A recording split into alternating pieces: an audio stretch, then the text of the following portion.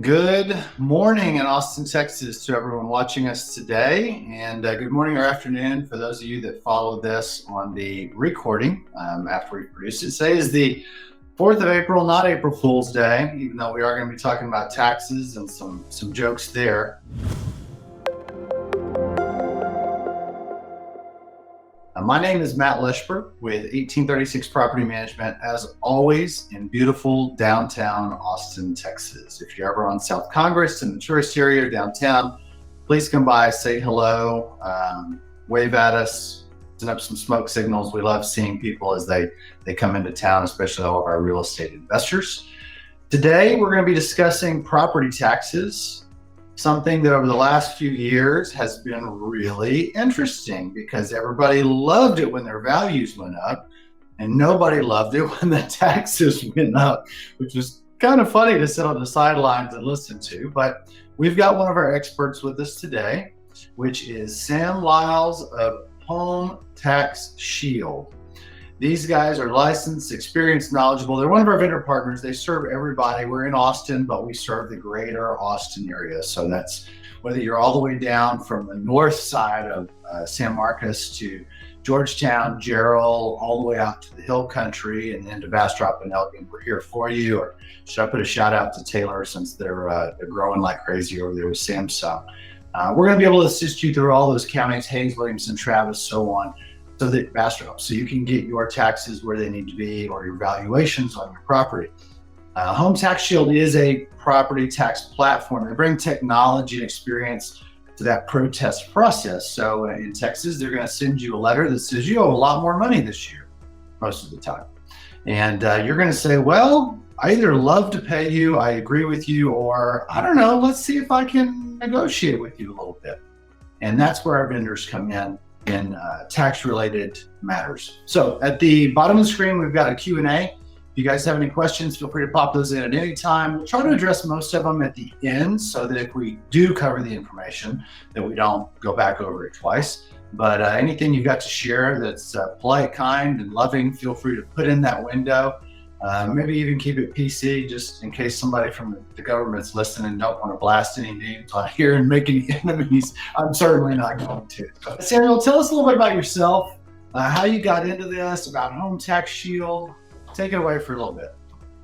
Yes, sir. And thank you for having me, Matt. I really appreciate the opportunity for us to come talk about, such an exciting subject of property taxes. I know everyone just loves it. So Home Tax Shield, this is our fourth full year.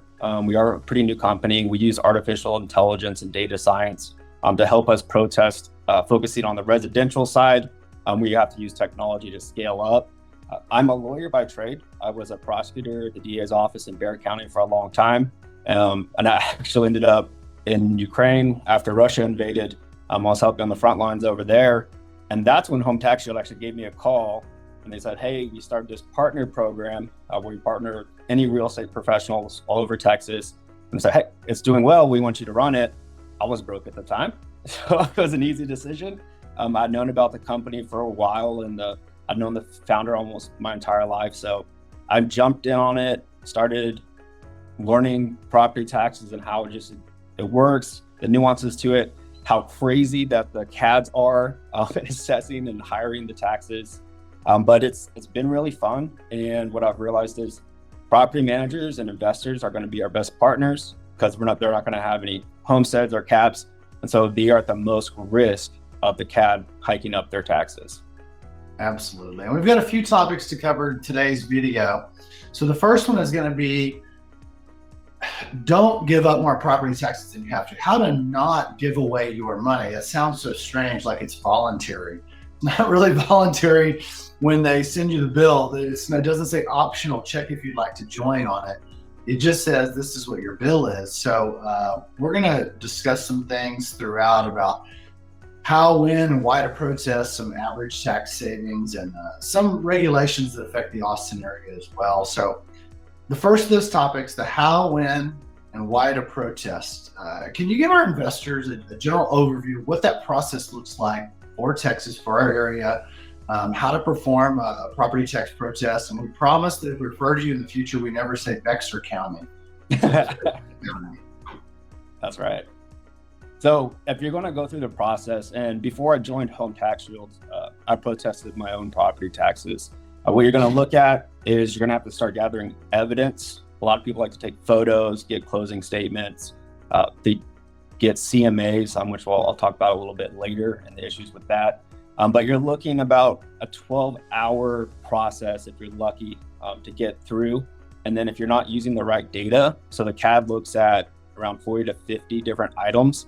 And if you're not bringing evidence that lines up with that algorithm they have, then they might not even look at what you're bringing. I've had some friends bring stacks and stacks, basically ready for trial, case law and all that stuff. And they won't even open the book. And it's hard to blame them because they don't have time, but it's still, it's homeowners' money that they're taking away.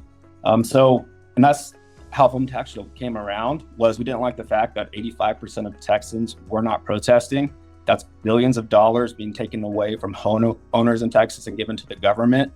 So what we do we're in every major county in Texas, we add every year, but we reverse engineer the CAD's algorithm. We build computers for every single county we're in.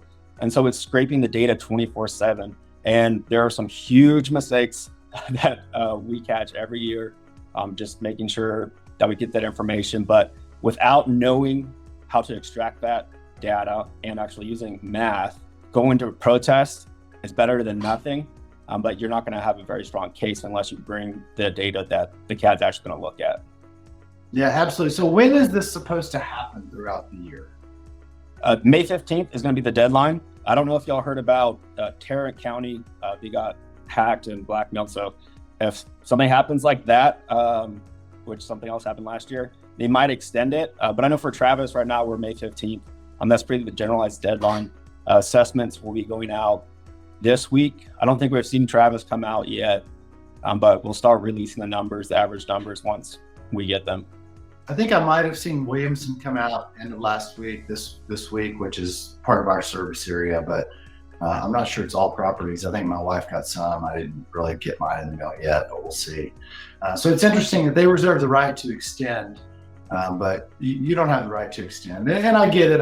It's just, logically you understand how all this stuff works.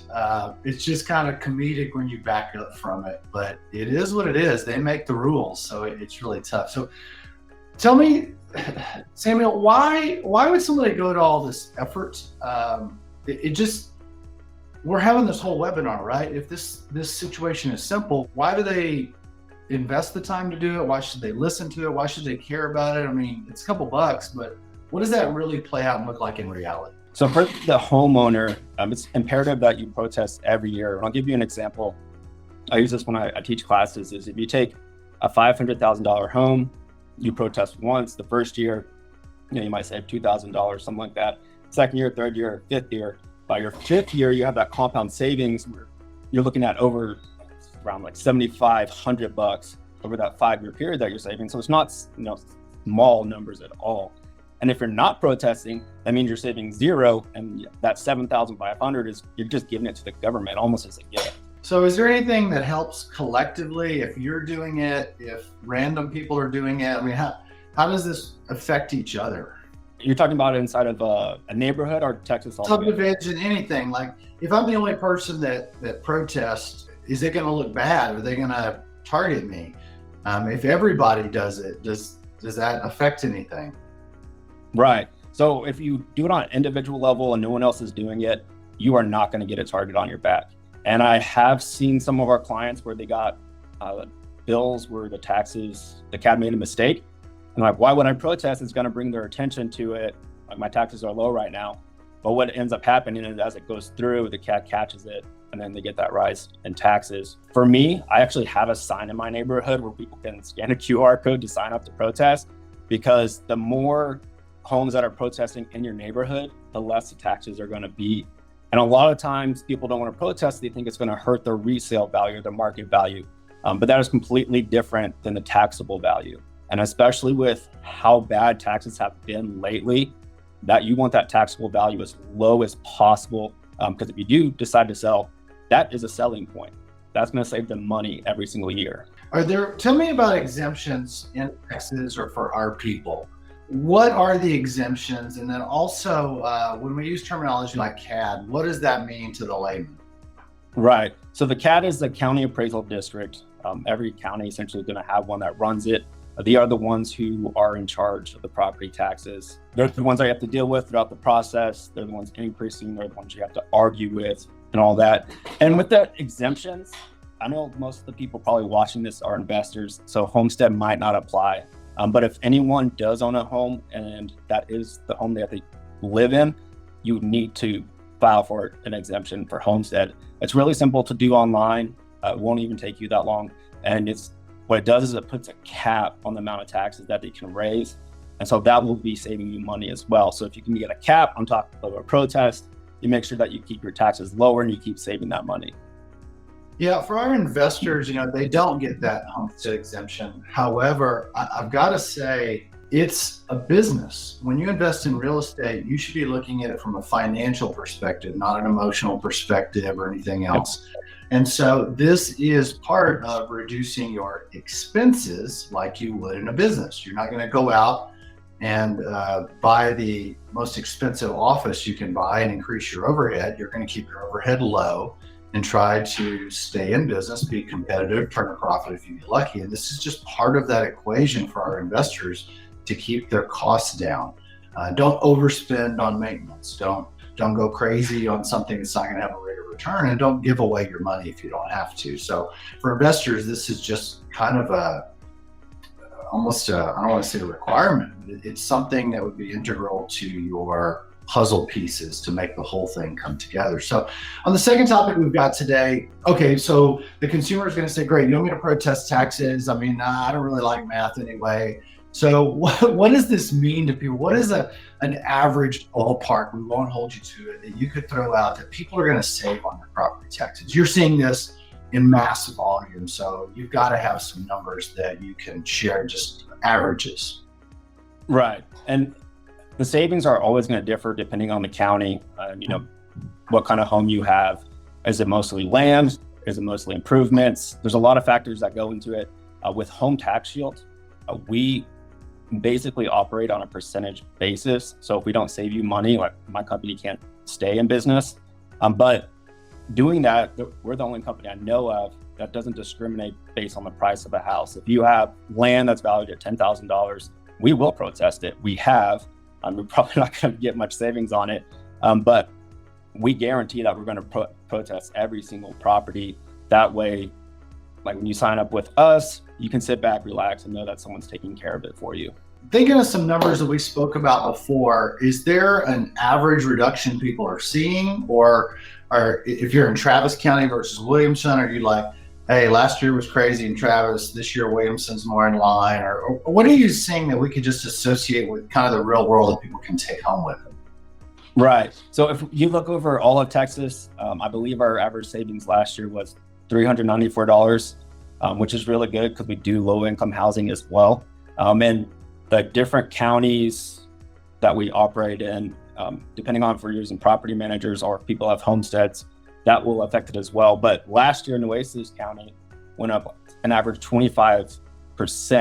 And so our savings there, I don't have them on the top of my head, but they were astronomical compared to what we were saving in other counties. Yeah, Travis was quite interesting last year. And I think Williamson's coming a little bit back in line this year, but it's been interesting to ride the roller coaster here in Austin. Explain to me, maybe we touched on this, I don't think we expanded on it appropriately for our clients. What does this cost them and how does the fee function? Because if you're saying people are saving an average, I'm just gonna throw out $400, are they spending 4 to get 4? Are they spending 5 to get 4? Are they like, how does it function, just so that they feel comfortable? Because nobody wants to call you and nobody likes talking about money, right? But talking about money, that's what we're doing here today. So how does it function so they just feel good and they feel like they understand it before they pick up the phone? Yeah, absolutely. So our typical pricing is $30 to sign up and a 30% success fee. And when I say success fee, that's actual money going back into the homeowner's pocket. So if we save them $1,000, our success fee would be $300, and they're taking home an extra $700. But we do, since we use technology and we partner with different real estate professionals, a lot of times what we'll do, like with 1836, you have a link. And once one of your owners goes to your link, they get a 50% discount. And so their sign-up's only going to be $15. And $15, let's be honest, you can't turn your computer on for $15. Yeah. I mean, it's just, whether it's unfortunate or sad or whatever you want to call it, $15 doesn't buy you a drink at a concert anymore. And so that is going to be the cost of logging in to anybody that actually has a sustainable business, some basic cost. If you're getting something for totally free, you should be asking what you don't know, because there's something else going on. Nobody operates a business for show up for free. So something sold somewhere, and if you don't know it, you may be the scapegoat of that. So I think, if you said, "Well, we're going to charge you $500," I'm like, well, I mean, I don't know, because some people are retired, right? They're living off of real property income, and maybe they've got the time to just burn 12 hours talking people's ear off. I don't know, but $15, like, probably got $15. And then the benefit of this also is that you share what you save, but that's an incentive for you guys to actually perform. So I love the way that it's set up. I love that you don't have people or bots or randos on your website in the middle of the night, simply with a keyback charge of $15. I mean, not that I go out anymore like that, but there's clubs in downtown Austin that charge $30 to walk in your door, and you may walk in and it's empty. So, I mean, 15 is kind of like, do you want to show up or not? I feel really comfortable about that for our people. It is something that enables you to have a successful ecosystem of clients within your business instead of errors in your system or competitors playing with you in the middle of the night either. So last one, there's some specific regulations. So tell me something about the regulations in the greater Austin area that we need to know, roadblocks, legal requirements. When you're performing these protests, do the investors have to physically show up? If they live in California or in China, are they going to fly over here to save $200? How does it work? What do we need to know? Right. So if you're going to protest yourself, if you're going to do it the proper way, you would have to show up. They do, after COVID, a lot of it has become online. I know Travis County is one of those that does it that way. But essentially, you would have to do your research, get your evidence packet, and then go protest. You get an offer. If you don't like that offer, then you'd have to appeal it, go before the board, and then it just becomes this arduous process. And when I saw the note about roadblocks, specifically in Travis County, it's almost any county appraisal district their assessments are arbitrary. And I can give an example. I had one of our partners, he was building a home. It was on land. He didn't have any roof or anything like that, just the basic structure. And the county flew a drone over his property and they assessed it with a full home value on it, even though there was no walls, no roof, and it wasn't livable. I mean, there are just too many properties for them to actually go and properly look at each one individually and make that determination. So their numbers, a lot of time, they're looking at how can we make the money we need, and then in their implementation, it's going to be more arbitrary. So they look at the goal and how to get to that goal. And that's why our taxes are always going up.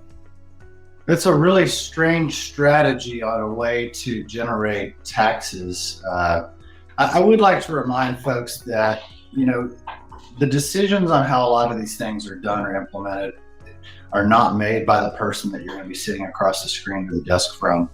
So if you've ever gone to these tax protests in person, it's a little sad, to be honest with you. It's not a happy place. And the people working there, I mean, I got into one cubicle and we couldn't pull the chairs out from underneath the desks on both sides. It was so tight in the cubicle. And I'm like, this guy has to work in this situation every day. And then, you want sympathy from that guy? Like he's not feeling real sympathetic to your cause. If you walk in and you're like, oh, I'm a landlord and I own 4 properties. May I not pay taxes? I mean, I'm not saying he's not doing his job right. It's just, it's a really odd situation. And I feel like having a third party, just as you would a broker or an attorney or anything else, represent you, turns this into more of a business arrangement or a business environment than going in and trying to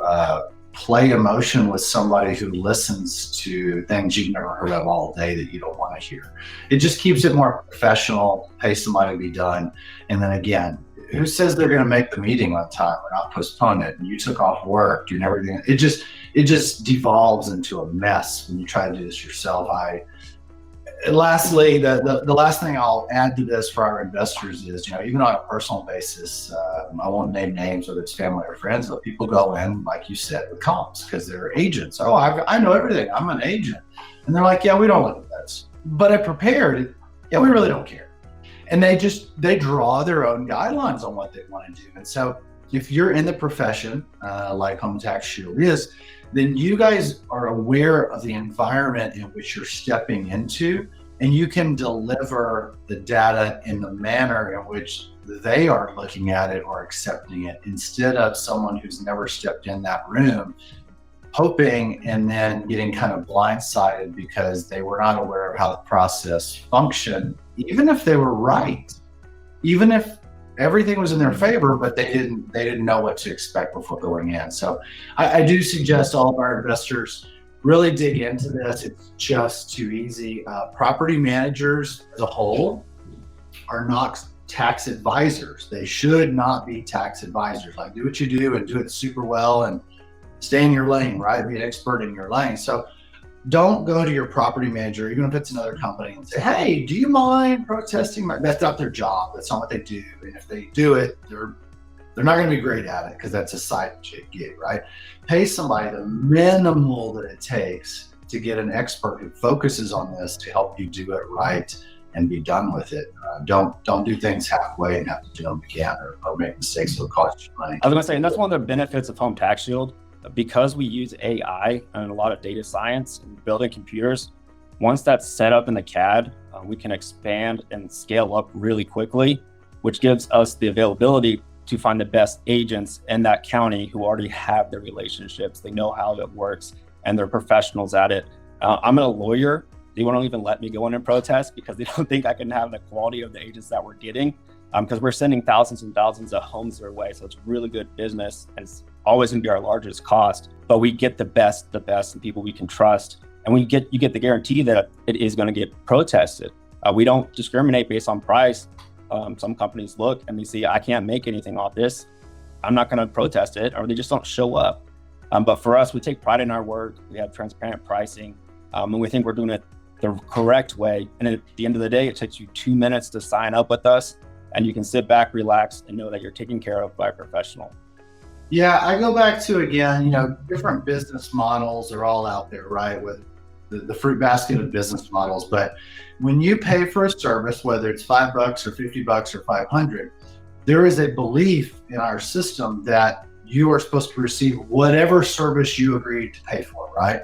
But when you pay zero and you want to say, well, I didn't like the service I got, do you really have a complaint? I don't think you really have an argument there. And so the cost of this is so minimal, but with that cost comes the expectation that you're going to have a functional business behind it that delivers results. Maybe their numbers don't deliver results this year, but the risk is so minimal, and you are able to run a business that can provide an annual, repetitive, great service because of that minimal buy-in. It's a better business model than you get what you pay for a lot of places. There's no reason to always overpay unless you're trying to have vanity for something. But man, when you pay nothing, you should really worry because there's no reason for them to deliver something. There's really no reciprocity or engagement at that point. You're just hoping somebody does something and then wondering how they're making it work. So what have I left out today? We're getting down to the last 5 minutes. Tell me about anything I've left out about Home Tax Shield. What should our folks take away that we haven't covered today? I think we've covered most of it. That with Home Tax Shield, I would just say it's, once you get to sign up, it is absolute peace of mind. We have live chat. We have agents who are boots on the ground in the cities that they live in. We're not, hiring people from overseas or anything like that. I live in San Antonio. Most of the team lives in Austin. I travel around Texas. So you do get that, homegrown service that we come to know and expect in Texas on a complicated matter. And just, they're able to do it. You're able to know that you're taken care of. And every year you protest, you're going to keep saving more and more and more. And of course, make sure you go through 1836 to get the 50% discount. Not all property managers partner with us to offer this. So this is him, our 1836, going above and beyond for all of their investors. We just have a real philosophy that together, if you let experts do what they do, we're all going to come out better. Don't go to cousin Jimmy for dental work. It's not going to turn out well. And it doesn't mean you have to go to LA to get your teeth done either.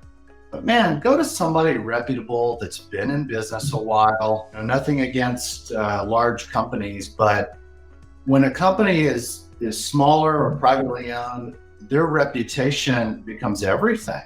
Right. That's their future. And they're able to make changes within their business to affect positive outcomes versus bureaucracies that don't change. And, hey, I've got Verizon for my cell phone service, but I don't know any small company putting up cell phone towers. But when it comes to service industry stuff, you want to see your chef or the owner of that restaurant walk through every once in a while so he cares. And Home Tax Shield is big enough that they can serve you across the state. But with the buy-in and everything else, they're going to be here for you if you have any questions. I've got their numbers on the screen for you. Definitely use the partner link so that you guys can get the benefit from that. It's a way for us to track it, but really it's a way for you to get half off. So I don't know why you wouldn't use that. And give them a call. If you didn't get your questions answered today, pick up the phone and just talk to them.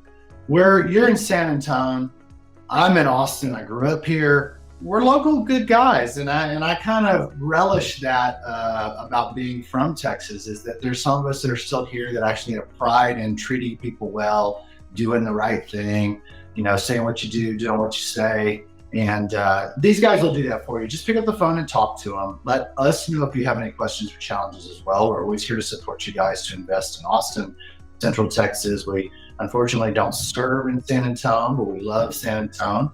And we're going to be going into Katy, Texas here in the fall. It's looking like. Okay. But we're here to help you anywhere we can. We've got friends around the state as well, so we can refer you to somebody if you need somebody else.